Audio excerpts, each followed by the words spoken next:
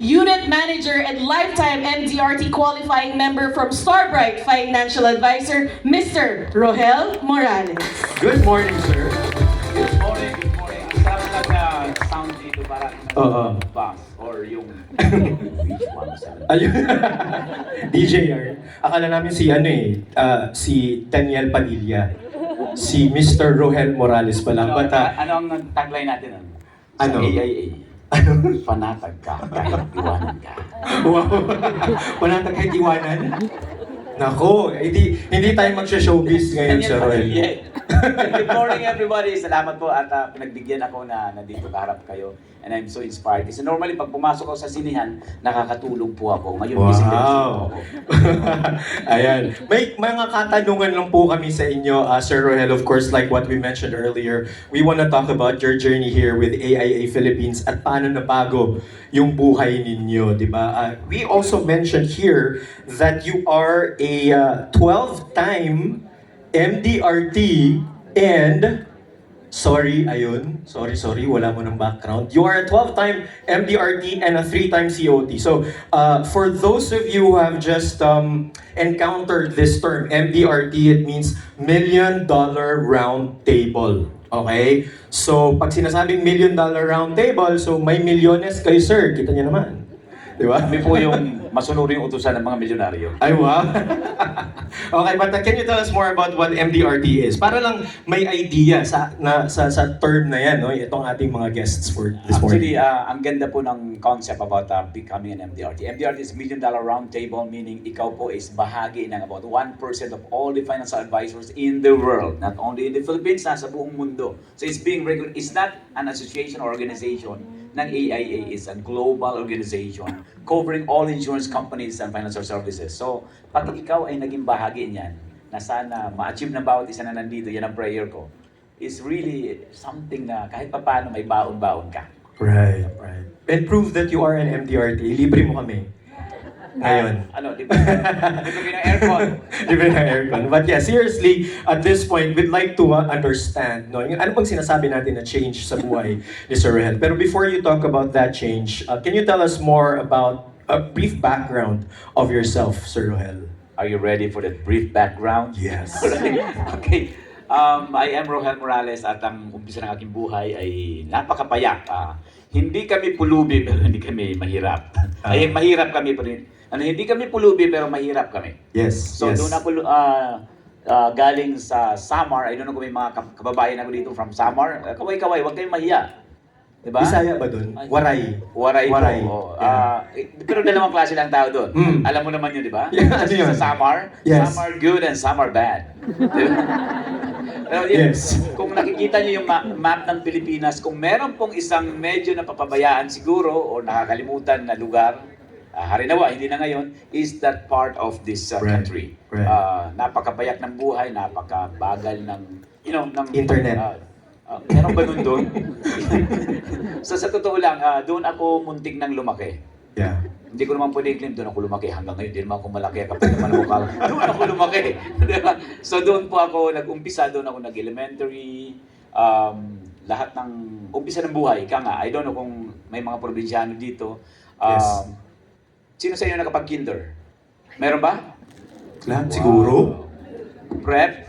Hindi mahinang klase yung mga yan kasi ako accelerated ako. Grade 1 na kagad, sabi na nanay ko, anak, wala tayong pera, grade 1 ka.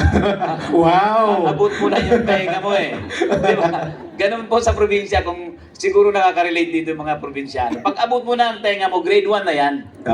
Ang nakakapag-kinder lang or prep, hindi ko maintindihan, may ganun pala nung araw. Yung siyempre anak ng teacher. Pero ang tatay ko isang farmer, grade 3 lang siya, mother ko, barely made it to grade 6, so talaga sila yung magsasaka po. Yeah. Ang buhay namin napakapayak. I've been mentioning the word napakapayak, very simple. Naranasan ko yung magtanim ng palay, yung pinapakita na yan, no? Hanggang bukong-bukong yung putik, di ba? Tapos kinakagat-kagat ka ng lamok, umuulan-ulan, kahit may butas pa yung sombrero mo. Pero since bata ka, para kang naglalaro lang, di ba? Pero hindi po siya masaya. Yeah. Ang sabi nga sa akin ng tatay ko, siguro mga 9 years old lang ako. Kung gusto mong ganyan, huwag kang mag-aral. Aba, ang tatay ko grade 3 lang marunong sa reverse psychology. Sino ba may gusto ng ganun? Psychologist siya, Oo. naturally. Ay, siyempre, nag-aral ka kasi scholar ako eh. Ibahin mo ako eh, scholar ako eh. Diba? Public school, ba scholar lang. Scholar kami noon. So, nag-elementary ako, doon ako nag-high school pa rin. So, exclusive school ako nag-high school naman doon. So, kung hindi kayo exclusive, mahina na naman kayo. Ano na naman itong exclusive school na to? Exclusive, puro kami mga waray. wala man lang Tagalog kami classmate. So, Okay. pinapasaya ko lang ang araw nyo kasi alam nyo, palakpakan nyo yung mga sarili. Kasi pagpunta dito, hindi biro-biro. Yes. Diba? Sa totoo lang. They brave the traffic as well. And I want also all of you to acknowledge yung nag-invite sa inyo. Kasi para sa akin, alam mo, lahat ng naging bahagi ng buhay ko, sa journey ko sa buhay ko, lahat yan inassign ni Lord na, si Mark, siya dapat mag-interview sa'yo. Pwede naman somebody else, di ba? Right. Kung sino nagyaya sa inyo dito, siya inassign ni Lord. Kung sino ang pinanawalaan yung Panginoon, siya ang nag-assign sa inyo na aakay sa pinapangarap. Nag-assign talaga, no? Yes, nag-assign. Kung gaano katagal yan, we can never tell. Yeah. I honor everybody for that.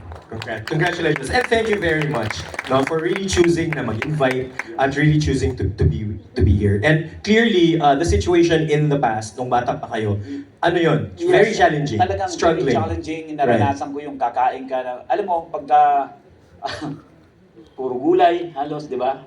Gulay lang. Good yun, di ba? Pero hindi kami vegetarian talaga. Vegetarian kami.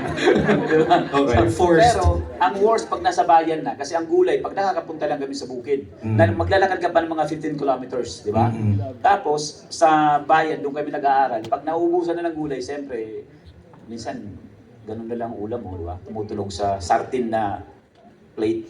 Alam mo yung sartin? No. Yung plate na kulay puti na may kulay blue sa gilid. Yung metal. Black, oh. Yung ulam mo, yung tumutulog pa kasi asin. Asinsado kami noon.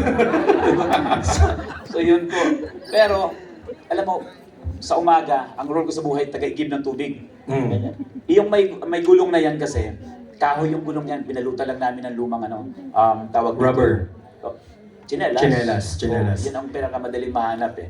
Pag hindi ginamit sa pagsisiga, nagagawa namin yung gulong ng aming kariton. Pero yung bahay namin kasi may aakyat ka pa. Mm. So talagang bubuhatin mo. So yun ang rule ko sa buhay. Ang kuya ko naman, siya magpe-prepare ng almusal. Yes. Diba? Ay madali lang yung kanin lang yun. No worries. Wala ulam. Minsan pagka sineswerte-swerte ang ulam namin, nakakabili kami ng tuyo. Ano yung tuyo? Sa palengke, kahit kayo ngayon pumunta ka, pag medyo magandang klase ng tuyo, kinikilo yan. Mm. Pagka medyo hindi masyadong maganda, nakasupot na. Kami yung nakalatag na lang dyan, yung natanggal na yung ulo. Next step nun, ihuhulog na yun eh. Afford namin yun. Tapos, mga kabiligan yan, ipiprito namin yan sa mantika na hiningi ko lang sa lola ko na pinagprituhan naman ng maruya, di ba? So, yun ang magiging ulam ko, may isang piraso ako sa almusal niyan. Okay? Wow. Swerte ko yun. Wow. Ay, gusto mo swertein sa lunch? Huwag mong ubusin yan, kalahati lang dapat na kainin mo. Sobra ka na. Di ba? So ganun po, nakakatawang isipin sa ngayon dahil nakaraos na tayo. Pero that time, wala akong, kanino ako magreklamo. Right. Kung nakikita ko siguro ang parents ko na nagsusugal sila at nakikita ko naglalasenggo lang sila, nagsusumikap sila sang ayon sa kanilang payak na kakayahan. Right. So palakpakan natin ang mga magulang natin na nagsumikap. Di ba? Nag-erase tayo at nalibigyo tayo ngayon. And everybody definitely can relate. Hindi man ganon ang naging experience namin, but we all have struggles. Diba? What we want to find out now is, fast forward, ganon kapayak yung buhay, paano nabago, what triggered it, diba? Anong nangyari right after, bakit naging ganito kayo ngayon? Ang sabi nila, if you're at the bottom, and you're looking for that choice, diba? Sabi choice, wala ka naman choice kundi pataas talaga. Yes. Diba nasa yes. bottom ka eh. Correct. That was my you know, yung blessing ko siguro. Wala ka nang ibang pwedeng gawin kundi pataas. Ibig sabihin mangangarap ka na. Yeah. So naging working Yeah. student ako when I was in college. So all around boy ako sa bahay, di ba? Nagluluto, naglilinis, namamalengke, naghihiyayo pa ako. So lahat yung ginagawa ko. Ang kapalit pinag-aaral ako. Yeah. Eh, mas maganda yung kung nandun ako sa bukid, nagtatanim ng palay, di ba? Nagagapas ng palay. So that was just a better choice for me. That was my option. Naging, nag-graduate ako ng college. Nagtrabaho ako sa factory as a part-time worker para kumita, para pambili naman ng mga t-shirt. Mm. Ang kapalit, nag-aaral ako at nakagraduate ako ng college. Just like everybody else Yes. siguro dito, nangarap na maging mechanic boy. And my first job was naging worker ako, naging empleyado ako sa Bangko. isang bangko. Can you imagine from isang Samareño, naging bankero ka na, di ba? Iba yun. Iba dating nun, mga kababayan. So yun ang naging next step ko. And of course, tuloy ang pangangarap. I thought that time na, uy, talagang empleyado na ako. Eh, nakikita ko dyan sa Glorieta, kasi Makati boy nga eh. Mm. Yung nakikita ko mga nag-opisina, pag pumasok doon sa mga mall, kung ano-ano bilhin na parang naka-unli. Di ba? Ako naman, naka-unli din ako. Ang liit. Diba? So, naghahanap ka pa rin ng kapamaraanan paano aangat pa ulit. And to Diba? make ends meet. Yes, so Yeah. yun ang naging transition ko. Kumbaga, from being probinsyano, naging banker, and was introduced dito sa business ng isa kong kasamahan sa bangko. Mm. Walang kahirap-hirap yung sinabi sa akin, sama ka. Mm.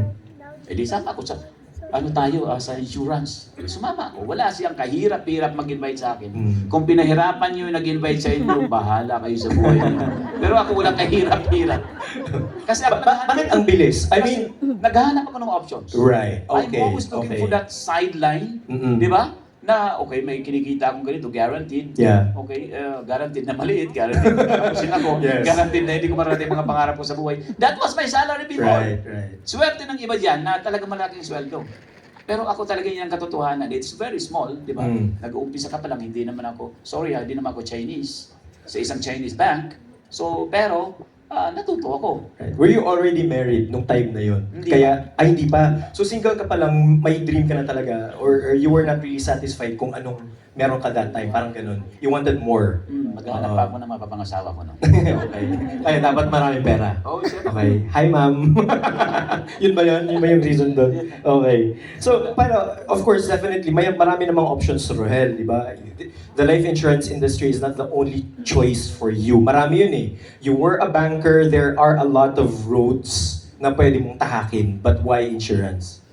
Sabi nga ni Sir Tim kanina, ang dami-daming opportunities na pwedeng lumitaw. Yes. That becomes an opportunity only for you if you grab it. Right. Eh yun ang nag-present itself was the opportunity to become a financial advisor. Mm. So, I grab it. Yeah. Wala nang patumpik-tumpik, sige. Kasi kung pangit, edi atrasan ko. Bakit ba? Di ba?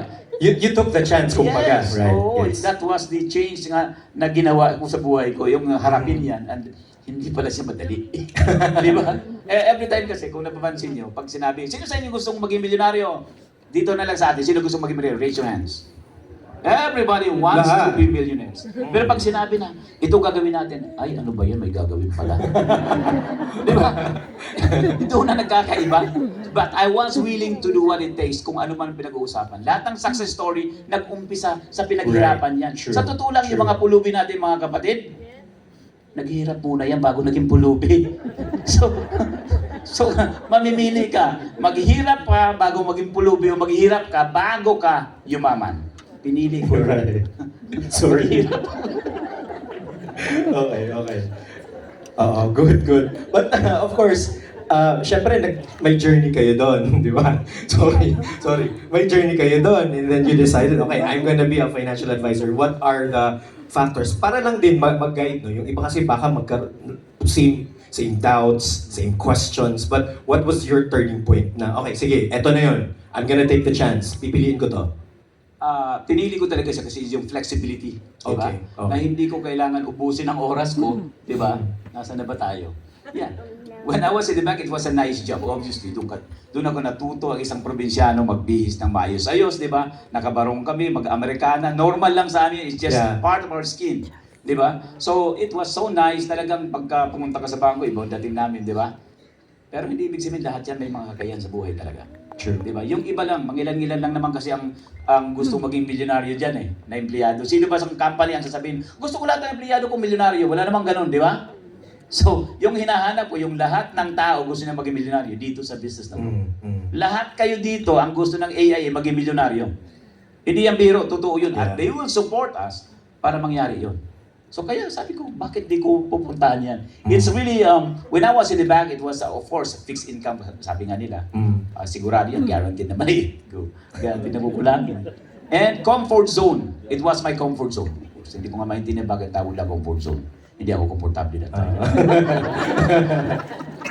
Then it was, when I transitioned to a meaningful job, obviously, when you try to help people achieve their financial goals and dreams, ikaw yung nagiging susi nila, ikaw yung guide sa kanila, ang sarap ng pakiramdam na, alam mo, mabuti lang kinausap mo ako, gumaganyan yung client mo. Alam mo, nagiging kaibigan mo sila, you build relationship, nagiging kumpare ko sila, I mean, nagiging ninong na ako sa kasal ngayon, di ba? Ganun yung relationship na na-build. It's building of relationship talaga itong negosyong to. It's not like over the counter, bibilhin mo lang, hindi ganun po. Kailangan nandoon yung bibisitahin mo din sila, kasama kanila sa kanilang mga parties. Nangyayari po yan, hindi dahil pinagdidikdikan ko ang sarili ko. In fact, ang isang hindi ko makalimutan, 25th anniversary isang VIP client ko. Talagang isa ako sa kanyang bisita sa isang hotel.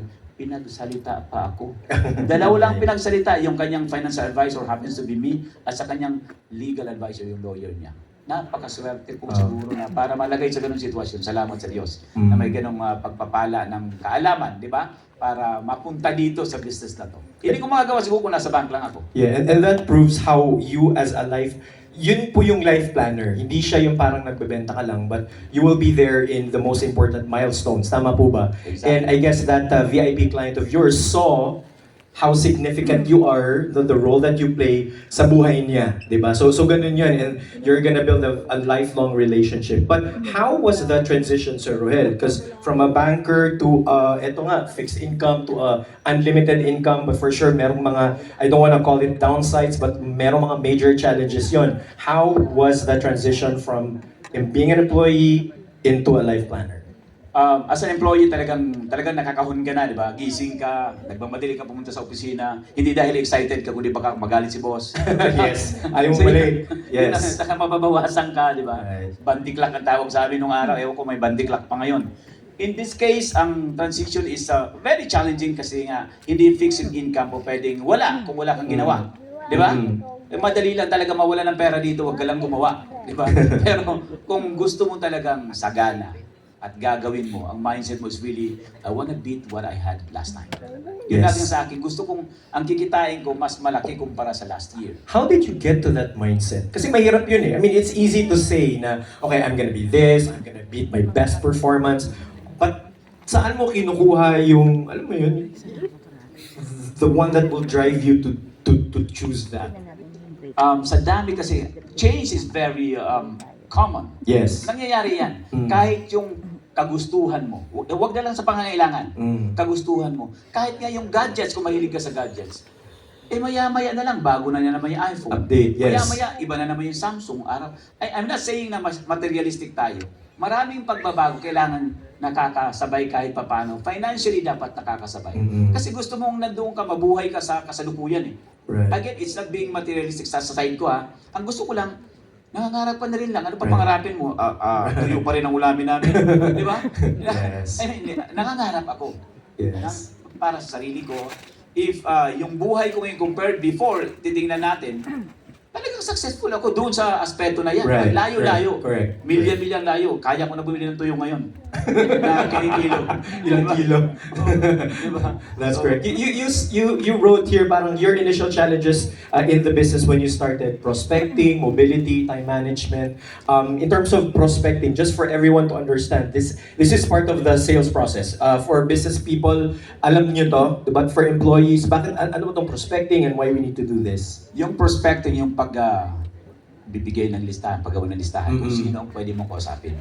Yeah. Pwede maging kliyente, di ba? Pagka ganyan kasi, parang isipin mo lang, yung nagpapa-birthday ka sa inyo o nagpapakasal, nag-densil, magiging bisita ko. Di ba? Bakit pagka kasal, pati si Mayor, ang kapal ng mukha mo, gusto mo pang maging bisita. Di ba? Dito Why ganun not? din.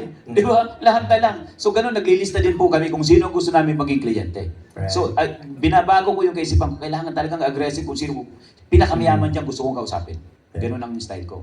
So, prospect is a problem for me that time kasi nga, sino naman ang kamag-anak kong kakausapin na mayaman? Right. May kilala kayong Morales ang apelyido na mayaman? Vina. Hindi tunay na Morales. Okay. Diba?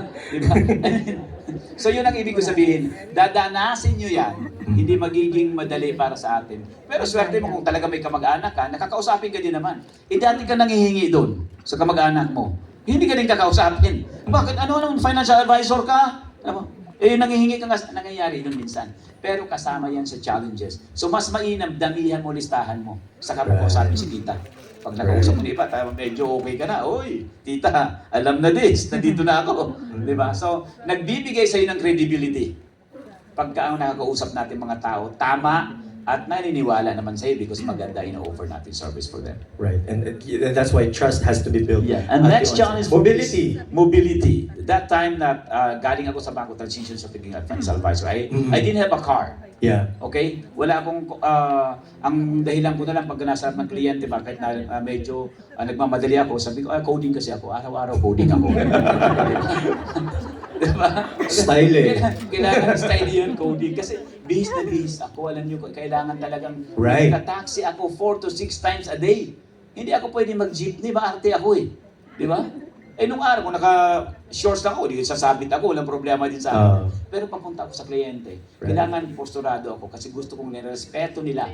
At kasi ganoon ang respeto ko din sa trabaho ko. Kaya bihis na bihis ako sa harap ng kliyente because that is my respect to my career. Kaya nga sabi ko, that is one of the concerns. Yung mobility. Kung saan ako makakapunta because car is a problem. And last is time management. Wala na nga akong body clock. Kung gigising ako ng 11, sino naman sisita sa akin maliban sa asawa ko? Anong problema? Masakit ba pa mo? Di ba? Pero, since mas malaki ang pangarap ko, mas maaga ako nagigising kumpara sa tilaok na manok. Di ba? Kung may early bird, ay unang tilaok award ng akin. Oo. Talking about that, you mentioned malaki ang pangarap. What compels you to even wait? Diba, like in the commercial, para kanino ka bumabangon? Kasi etong mga bagay na to, mahirap to eh. You really need to have that tremendous amount of discipline sa sarili mo. Well, obviously, we know why you're that disciplined is because nanggaling ka talaga sa ganong klaseng struggle. Diba? And you don't want to go back to that type of Hindi mo reality. requirement yun. Hindi niya kailangan dumaan doon. Exactly. That's his story. You don't need to experience the same story. But what we are saying here is that I guess that contributed. Bakit ganun yung level ng grit ninyo? Ayaw mong bumalik dun eh. Diba? And I guess one lesson that we can learn there is that if ayaw mong bumalik dun sa reality na, diba, that you experienced in the past, then you need to do something about it. Exactly. Right? Because I think in the next slide makikita niyo, ika nga, anong hugot mo sa buhay para Correct. ka gumigising? Yun ang dami. At I have 6 kids. Yes. Di ba? Parang 8 lang ang itsura ng anak ko, di ba? Pero 6 lang talaga. At lahat ng 6 na yan, 100% scholar yan. Palakpakan. Wow! Ako po ang nagbibigay ng scholarship sa kanila. Sino ang gusto mo si Henry C? Di ba? What I'm saying is, salamat sa Diyos na may ganitong klaseng hanap buhay. Yeah. Imagine you have 6 kids. Ang isa sa UAN pinag-aaral, graduate. Graduate niya po yung tatlo lang po ang aking binubulong ngayon. Salamat sa Diyos. Wow. Di ba? So, kung hindi ito ang hanap buhay ko, you're asking, anong hugot mo? Yeah. Iyan ang number 1 na hugot ko. Wala akong tumbling sa buhay, kundi para sa mga anak ko at sa pinakamamahal kong asawa ko. Isa-isa. Sure, man. Is that true? Ma'am, good daw. Totoo daw yun. Totoo daw yun. Totoo po yan. So, dito po ang katotohanan sa buhay. So, ito ang dahilan kung bakit nagsusumikap ako sa araw-araw. I don't know. Yeah. I heard somebody na Yes, si kapatid ma'am. ng mga anak Asan na ba yun si ma'am kanina? Natutuwa ako, nandyan siya. Mangiyak-ngiyak si ma'am eh. When she talked about her, how many children do you have? 2. Yeah. Di ba ilang taon? 9 at saka 6, di ba? Kaya dito yan, buhayin. Maniwala ka Oo. sa akin. Sir nga eh, 6. Also, 6 to 8. Di ba? Kaya-kaya niyong buhayin yun. Alam Sorry. niyo, pagka ganyang klase ang kalaki ang family, pumasok ko sa isang restaurant kahit pipitsugin, nagbumukhang sosyal, ang dami tao. Di ba? So dinadumog din na iba, siguro masarap yan, daming tao yung pala, kabilang yun. Oo. So imagine also the expenses. Right. Right. Kasi nga, hindi yung buhay na gusto kong danasin nila, yung buhay ko nung araw. Ayaw na ayaw ko nun. Di ba? Lagi ang pinapangarap ko, dapat buhay na hindi katulad na dinanasan ko nung araw. Right. True. So, a simple vacation, pumunta ka lang sa Shangri-La Mactan will cost you a lot of money. Di ba? Ganun na nangyari yan. So, ang ginagawa namin yan, naghahanap ako ng sponsor. The clients are our sponsors. Hindi nila alam Meaning? na sila pala sponsor, di ba? Meaning, how? Pagka kumita ka, Oh, because, yun. di ba? So, pag pinag-uusapan namin ng mga anak ko, my daughter is so part of the business already. Nung mga bata pa sila, sabi ko, sige, pagka gusto natin pumunta dyan, hanap tayo ng sponsor. Ang ibig sabihin, magsusumika pa ako, mas marami kong kliyente mapuntahan, they become their sponsor. Magtrabaho ka, yun lang yun. Maghanap ka ng clients, yan yun, at magbenta, ganun. Ganun yun. So, Question, does everybody here have their own compelling reasons why? Kasi importante yun sa negosyo. Kasi, for sure, mahirap talaga siya along the way. Hindi ba big dali? why. Hindi pwedeng The big why. upay. Tayo ba ay merong mga big reasons? Family is one. Di ba kung wala tayong pamilya, what else could be some of our compelling reasons why? Ano daw? Needs, wants, di ba? Nagbabayad ng bill, no? So, importante yun. Ayan. How has AIA Philippines naman? You mentioned na meron kayong mga like mga trips and so on, di ba? That really changed your lifestyle. Actually, kaninang 2:30 na madaling araw lang po ako dumating. Isa yun sa mga trips. Nadawit po ako yung pagpunta sa Hong Kong. Yes. Kaya po pungas-pungas po ako ngayong umaga para makarating po dito sa inyo. Pero madaling araw po ako dumating kanina. Salamat din ulit sa AIA, Yes. sa Paunlak, di ba? Ilang years na nga kayo, Sir Roel? 21 years na ako sa AIA Philippines. Wow. So, And I've been a 12 years banker. of which, Yeah, 10 years 10 I was years. in the bank. Mm. Then after my 10 years in banking, punta ko sa AIA Philippines and I've been in the business for 21 years now. So kung pangit-pangit itong nararanasan ko, hindi ako tatagal Exactly. 2 linggo. Exactly. Diba? Correct. So yun ang pinagpapasalamat ko na dito ako ginaguide ng may likha. Sabi ko nga lahat ng dahilan kung bakit nandito ako, I honor them. Yes. Kasi sila talaga inassign sa akin. That's why I use that word. My manager, Ana Blanco that time, okay, na nag-retire na, ang sarap ng buhay niya. And right now, ang aking agency manager is DJ Limaliwat. I honor him for the service for the entire agency also sa amin. Kaya sabi ko lahat ng tao na naging bahagi ng aking hanap buhay, na-assign po sila and I honor them for that. ano po ang masasabi ninyo na formula to success? I mean, this is way different than the pictures that you showed earlier. Ibang-iba to. Yeah, pero yung normal na buhay is like, ako pa rin namamalengke, nakita nyo, may 25 pesos sa isang niyog. Meaning hands-on ako, lalo na sa mga ganyang pamimili. In other words, yung balance na buhay nandoon pa rin. Yes. Off balance and purpose maybe ang tawag ko doon. Because I can still do it. Mamaya pwede akong dumaan sa palengke. Yeah. May bisa na ako sa sasakyan ko. May styro box ako, gagawin ko yun. Because ang gusto ko mamayang gabi, mag-iyaw-iyaw kaming mga anak ko.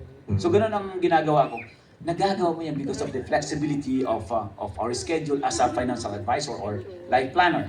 Hindi ako pwedeng, hindi pwede kasi ang gaganito ako. After our meeting today, sila pa meeting 2 p.m. Pero after that, pwede na ako pumunta doon.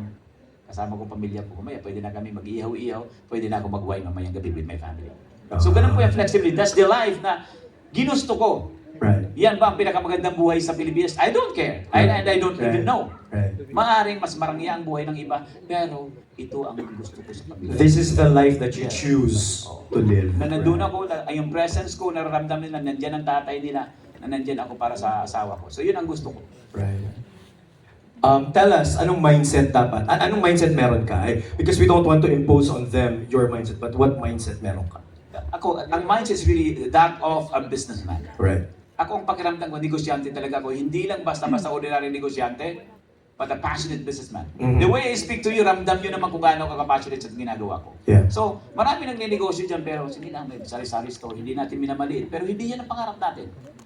Yung talagang magbabago sa buhay, yun ang gusto ko. So, mindset of the businessman. And I know that my job is to go out, talk to people, sell.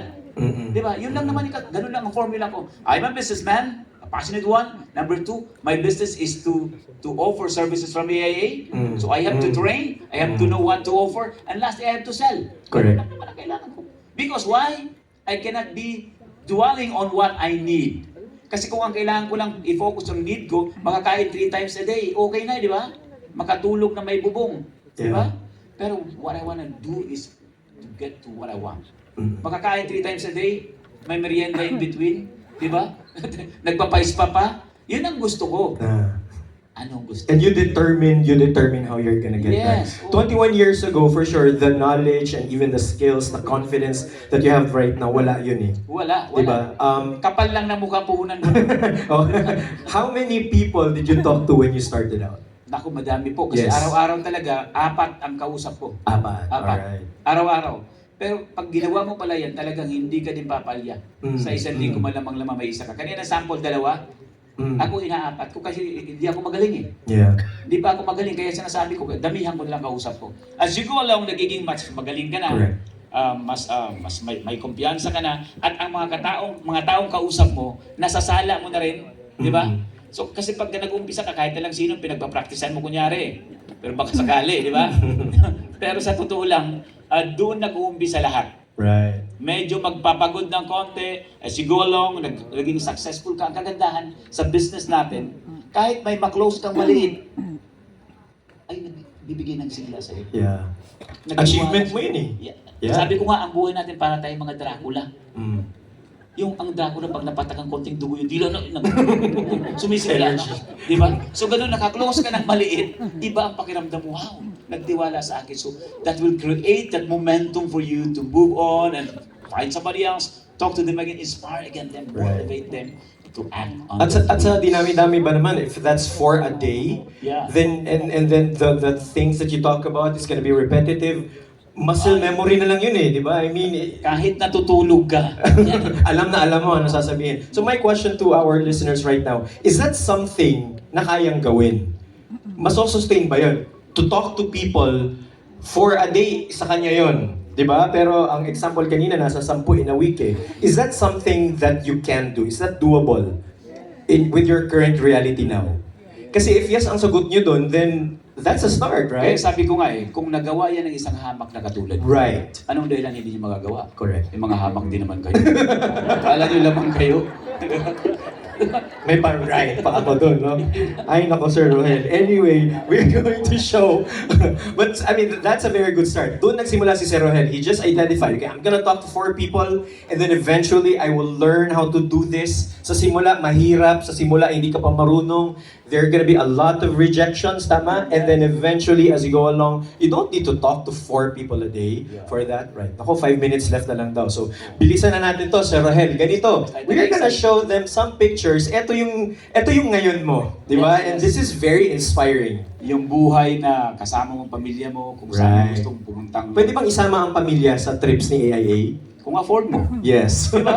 Ganun lang ibig sabihin. May mga incentives kasi na, halimbawa, ang isang tao ganito i-achieve mo. Kung gusto mong 5 kayo, hindi, lakihan mo production mo. Right. Ngayon, kung hindi kasama yan sa package, lakihan mo ang income mo. Right. Lakihan mo ang income mo. Ganun lang naman yun eh. At Di ba? lakihan ng effort. Oh. Tama ba? Tama ba? Yeah. Mm. Kumansure sa effort. Kaya Yes. nga ang aking hashtag is, kumilos ang ayon sa laki ng pangarap. Right. Pangarap mo 1 billion, ang galawan mo pang 20,000. Alam nga naman mangyari yun. Diba? So, ganun lang yun sa akin. If I want a 1 million worth of income, then I will move like, I am a millionaire. Right. Ganun lang po yan. So, kakibat niyan yung mga palakpak na hindi mawawala. Yun kasi Madami nga, eh. may ginawa ka eh. Diba? Kahit itong ginagawa natin, malamang palakpakan ako ulit. Palakpakan mo naman ako. Bakit? Diba? And these things happen over the course of 21 years. Ano to? You now appear on TV? Artista level? Ganun? Yun nga, may mga pagkakataon na nahahatak na ako sa mga radios Wow. and TV programs sa ANC. And I also have my own radio program. Kaya kung gusto niyo manood sa akin sa 90.9, DYRN 90.9. Okay? Nag-plug It's a ka local, local station sa lugar namin. Pero you can watch that sa FB nyo. Pumunta lang ko sa Filipino Music Central. Tapos hanapin niyo yung aking programa. Kwentuhan, kwentahan, at kantahan. Para bumati naman ako sa inyo. So you sing din? Ano, nag-i-invite ka ng mga Okay, akala ko Walang ikaw. pakialaman yung ganun. Magiging sana kami ng sample eh. But thank you very much. What we see here, Sir Rohel, is eto, what's this all about? Actually, bilang panghuli, sinasabi ko nga sa inyo, marami ng technology ngayon. Ito, ang picture di kinaya ni AI. Yan po ako nung nasa high school ako. Pero, tingnan mo naman, nagawa ni AI. Di ba? Yung hindi ka nagawa ni AI, kinaya ni AI. Nagawa ng facial. At saka mga, ano ba yan? Gluta. Nagpagluta kayo? Anyway, just kidding aside. Pero kitang-kita natin dito the journey, di ba? If we put it side by side, the life of Sir Rohel when he was young, ginamit niya yun no? Di ba? To push himself, to change his life. Tama po ba yun?